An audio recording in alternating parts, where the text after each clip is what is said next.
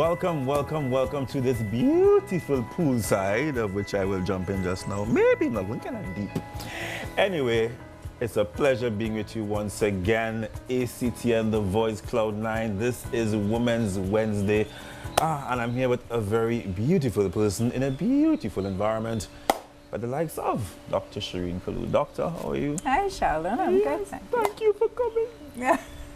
You're welcome. You're welcome. Oh my God, we started this journey back in 2000. Actually, no, it would have been about 9 years ago, thereabout.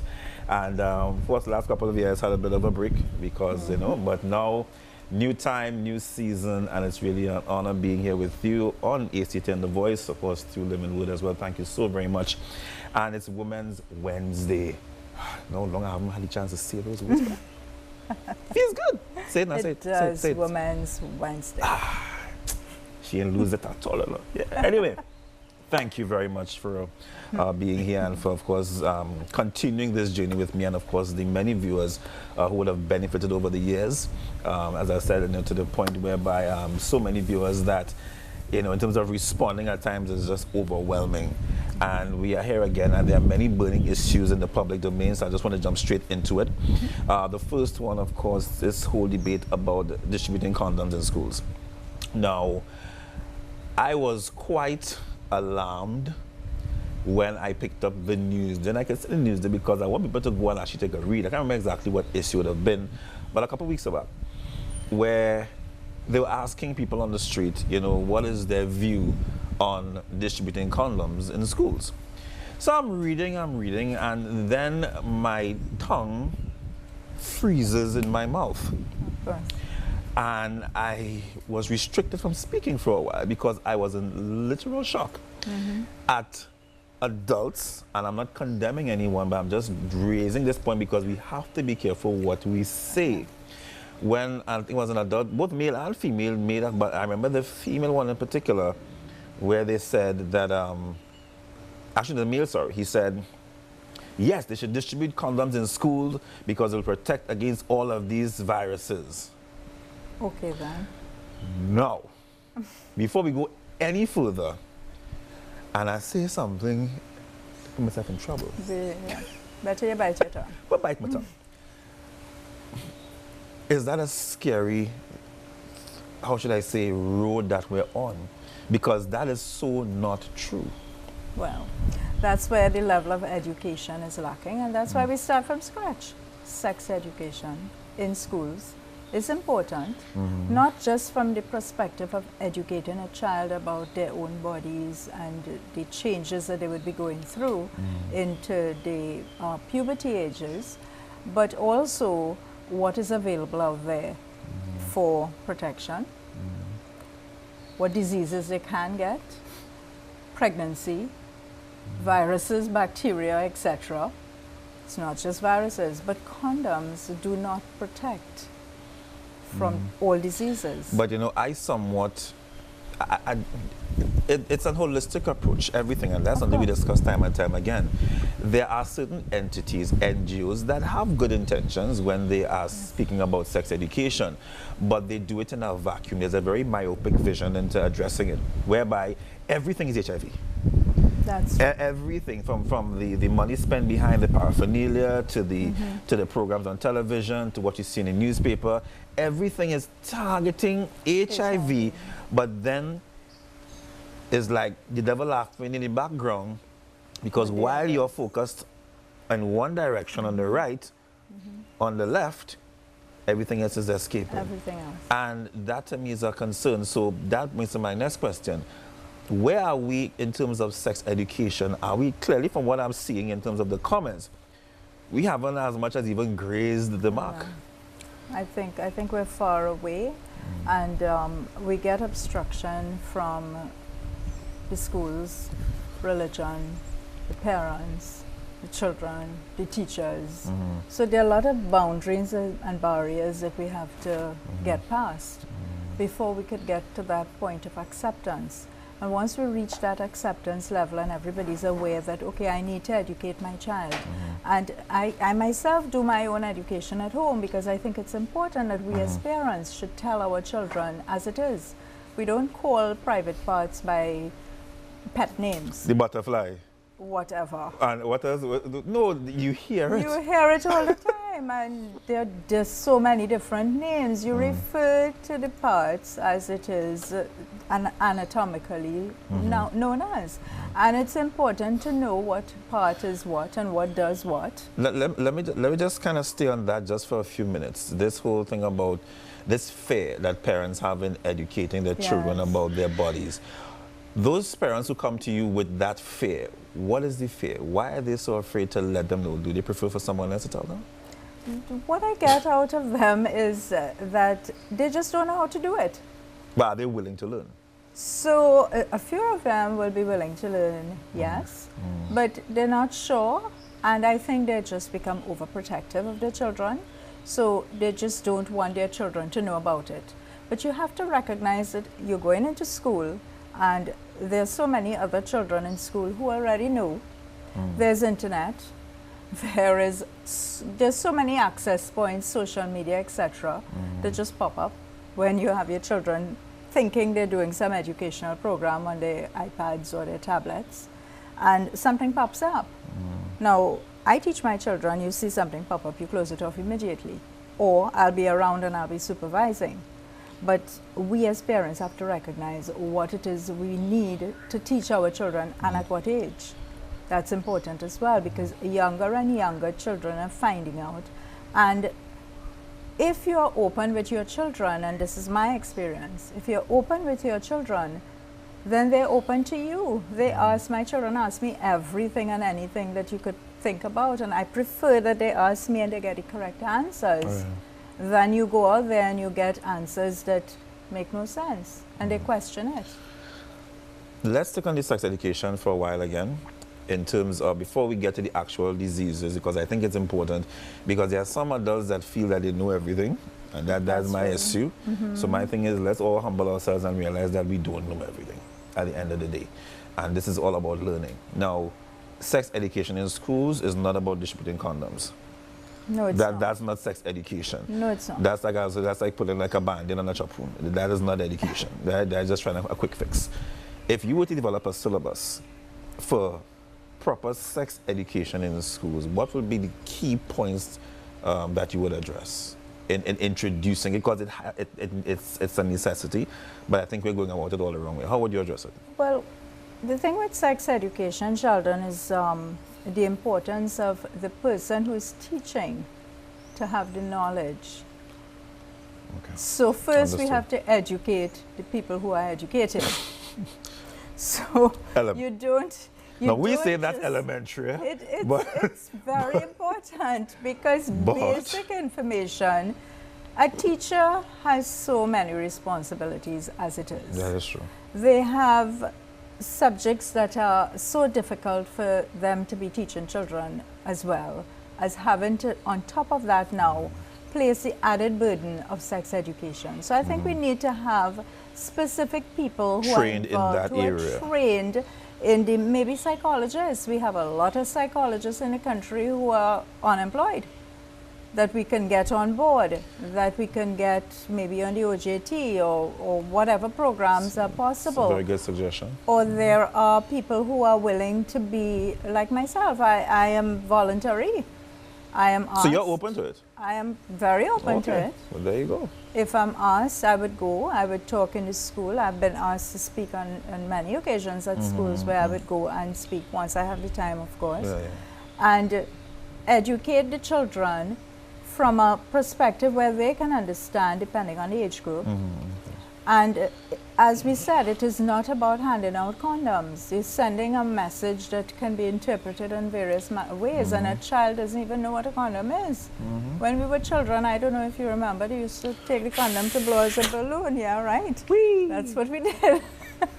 That's a lot of my past. Anyhow, Very long moving time ago, right. Okay, but that's not the correct way to use a condom. No, okay? please don't. We're just joking. So, Disclaimer. He's intended not responsible for anything. Okay, go ahead. right. In all seriousness, condoms are important. But at what point do we introduce condoms? Should it be introduced in schools at all? That's another topic for discussion. Yeah, that's another huge Completely debate. different About because if it's like tertiary education, like UE, you know, is it okay? Different, exactly. You know, because that's another children debate. will be children, and introducing condoms is, we have to remember, it tends to bring the thought of promiscuity on board as well. So, and then we need permission because the age of sexual consent is 18. So we can't just go introduce condoms in the schools. So what you're saying is it's okay to have sex below 18 once you have a condom? Basically, you're sending that message without giving information. So we have to be able to give the information first. Right. So we have to have the educators, we have to have the counselors, we have to have the psychologists, we have to have the mediators, and these are people that we can introduce in the schools. All right. So these, and we can have it as part of the syllabus and the program for children for learning. So I think we could start at the standard 5 level. No time before that. Or it depends on to what degree, because what I was also suggesting, now you could, this is something I was discussing yesterday, and you can tell me if it's a good idea or not, I don't know, but in terms, let's say, from the kindergarten level, teaching girls and boys good touch, bad touch. Would you agree with that? Yes. As a position of yes, sex of ed as well? But that's basic, yes. Right. That's basic information that you should be teaching your children because nowadays you're finding 4- or 5-year-olds and you're hearing stories about them in the bathrooms and touching and feeling because they're curious and they're trying to identify what body parts are what and how is yours different from mine. Right. So yes, you teach them so they don't have to go touch. learn on somebody else's child. So yes, those basic things are important, and as parents, and I will reinforce, as parents, we need to tell our children every day what is good, what is bad, what not to do, what is private, who should touch, who shouldn't touch. Patients come to my office and I tell them when I'm examining them, I said, I can do this and your mommy can do this if I'm checking their private parts, if they're 5, 6, 7 years old. Right. But do not let anybody else touch you. Because then we have the rate of incest is so high and things are happening, and even some of the cases we're hearing in schools now, we heard recently, some of these cases, some are now alleging that it may be linked to what's happening in homes. Yes. So that is also another scary factor. That's a known factor, but not been proven. Wow. Because a lot of what I would hear as well in the office setting would be children who have been exposed to relatives. Sometimes I heard recently it was a father who was abusing his own son, and the mother had to get out of that whole relationship. That's interesting because, you know, before we go to the break, you hear so much about girls as victims of incest, but you rarely hear about the boys. Exactly, but it happens. It happens, and you can't take things for granted. We have to protect all our children, boys or girls. We have a couple of minutes before we go to the break, but you know, just quickly, before we go to our first break, is the Ministry of Education, based on your interactions with them, I'm sure, Ministry of Health, sorry, depending, are they open to making that a part of the syllabus, sex ed? Are they open to it? I think we've been trying for a number of years to let it be an open discussion, but we've always been obstructed by major problem, religion.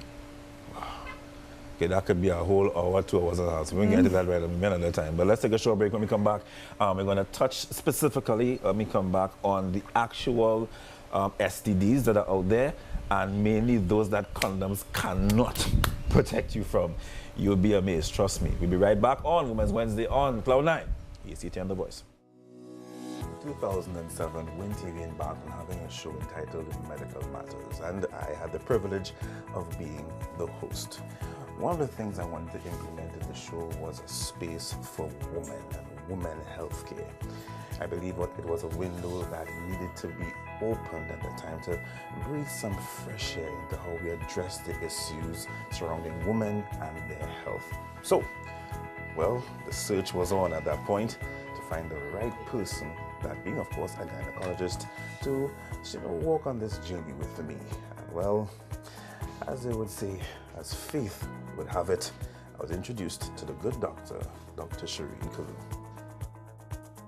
Since I've been doing this show with Sheldon, I'm amazed and impressed at the amount of people, both men and women, that we've been able to reach out to get medical help and to be able to reach their other health issues. We look forward to helping others in the future. And we are back on a new station and a new time. Yes, it's ACTN The Voice, and this is Cloud 9 with, of course, yours truly. And this segment is entitled Women's Wednesday. And of course, you know who's going to be joining me? The good doctor. Are you excited to be back on it? I am so excited, yes. Nice. So therefore, you ready? You're ready, right? I am so ready. Sure, ready? I'm ready. Are you ready? Ready? Which one? Red or yellow? Red? Which one? Red and ready, or yellow and ready, or I'm not commenting. all right then, good. You taking this here Red first? and yellow, we can blend the colors. Yes. Talking about. Go to secondary colors. Yes. Primary. Oh, Red okay. and yellow. Red and yellow. Orange. Different heights. All like the colors. Orange. There we go. Women's Wednesday.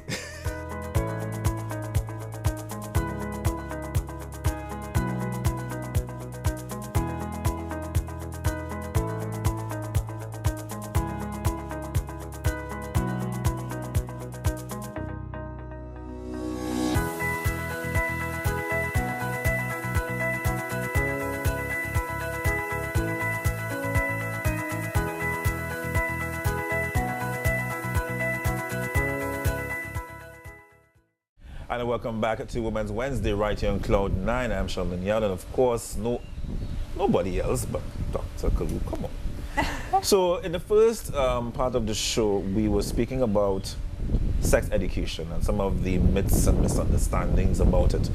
One of the comments that I saw on the news there, as I mentioned, was someone stating that give condoms out of school because it protects you from all diseases, and that really jumped out at me. I literally jumped. No, I jumped. It scared me that much, right? Because that is so not true. And I mean, if as adults, these are the things that, well, some adults believe, what do we leave for children? So we want to take this next segment here to teach people about the many diseases out there that condoms cannot protect you from. So Dr. Kalloo, you could talk about this for the next hour and something, but we have like about 12 minutes or so. So we'll just stick to sexually transmitted. Not about HIV, no. Right? Let's deal with those that are there and condoms cannot protect you from. So the floor is yours. Well, they're basic two that we need to talk about. Sure. One is herpes, the herpes simplex virus, which appears as cold sores on the lips or on the private areas, male or female. And if it is that you're in contact with someone who has herpes, and even if you're using a condom, clearly if it's on the lip with the type of practice that is being practiced now, of course, that it can be transmitted via mouth to genitalia, so you can't get herpes that way. So condoms isn't going to protect you. The lesions can also take place not on the inside of the vagina but on the lip. If it's on the lip, the condom isn't protecting that area. So you get contact from the scrotum and the perineum on the labia or the lips of the vulva, and that in itself can cause the spread of the herpes virus. Now that's one way of spreading the herpes virus in a sexual encounter. There are other ways of spreading the herpes virus, and you can get it from sharing a drink with someone. What the old Indian people used to call juta is really herpes, but that was a terminology that was used at that point in time.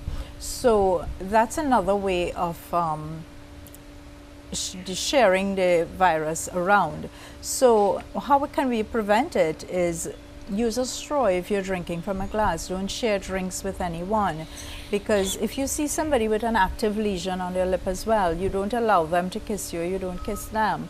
And you be aware of your surroundings and the people who are around you and what they have or may not have. I'm not saying to be paranoid, but at the same time you want to make sure that you are protecting yourself. This is about being aware of what's out there. It's awareness. It's about awareness. So that's herpes. With regard to the HPV, which is the other big one, the human papillomavirus. The human papillomavirus may cause genital warts, which are as a cause, which is a virus. And that again can occur like herpes on the perineum, the vulva, the outer area. So using a condom isn't going to protect anybody from getting the spread. The good news about that, and this is something that had been in discussion for a while and is now available, and for those who are unaware that it is not available, it is. There's a vaccine, and it's called Gardasil. The Gardasil vaccine protects from the type of the virus, which is the HPV type 6 and 11, which can cause the genital warts.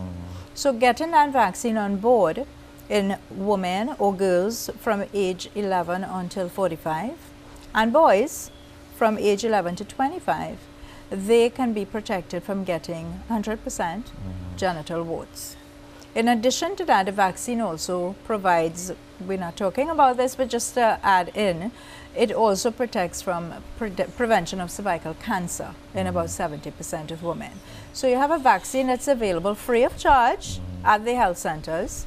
And from what age? I know there was a big issue with some groups going back to religion again, and even some parents as well from different, different backgrounds and so forth. Yes, because it was the age. thought that it can promote promiscuity, which I don't understand where that came from. So separate now. There are those might say separate that differentiation with the HPV and with the condom, but that's a big difference there. It's a big difference. The HPV, the age group, as I mentioned, for boys would be from 11 years. In the US, they use 12 years as a routine, and they were giving all the boys at the age of 12 until 25. And in girls, it's from 11 to 45. And you would defend it why? The defense on the Gardasil vaccine would be prevention of the genital warts completely. So you're protected even before, and it's recommended in a teenage group because you get better immunity from the virus at that point in time. And because of how easily spread. For those who might want to jump that argument, because of how easy it can be spread. It is easily spread. It's spread by contact, not just sexual contact, but direct contact. And that's so a strong argument. Yeah, you could touch somebody who had just interfered or passed urine, went to the washroom, and you shake their hand, and you can get it that way. And as a couple, we address the whole big issue of incest, so therefore these children are innocent, so therefore they should be protected. So they're not aware. Exactly. So if you can give that vaccine, which is free, then you're protecting your child for life from the genital warts. And then you're protecting your girl children from getting possible cervical cancer, which is the second commonest cause of cancer amongst women. So you're protecting your young ladies in the future from cervical cancer if you can give that as well. But not in 100%. You still have to do your pap smear screening test, etc. Of course. Right? Has the response since our last conversation about it may have been about a year or about 2 years ago? It was on 2015 that it was actually, Have you seen where it has been widely accepted now, or there's still a bit of a struggle in some areas? There has been, I think, a lull in the education aspect with regard to the schooling. And a push. I think there needs to be a combined effort on the Ministry of Education and Ministry of Health perspective. And with that, if they can push in schools, but we, the doctors, now have the responsibility of telling people that it's available, you can get it privately, you can get it public. At public, it's for free. At private, you can pay and you can have it done. But it is important to have it done. All right, so we dealt with those two. Are there any other that you would like to mention that we should be aware of, condoms or not? Because we're not even HIV, today, because we know about, Right, but those are the ones that would not be protective with a condom. But other than that, the condoms are of very, very good use because you're protecting, if you're talking sexually transmitted diseases alone, you have syphilis, you have gonorrhea, you don't know what people have, and a big one is chlamydia. Which we don't hear people talking about. Chlamydia is not spoken about very much. However, chlamydia is quite common, and why it becomes common is because 70% of patients who have chlamydia have no signs or symptoms. So you can get chlamydia and not know you have chlamydia and live with it and not know you have it. And how do we find out? Patient comes, can't get pregnant, tubes are blocked. It causes infertility. So you want to get rid of that from early. So let's set the record clear here.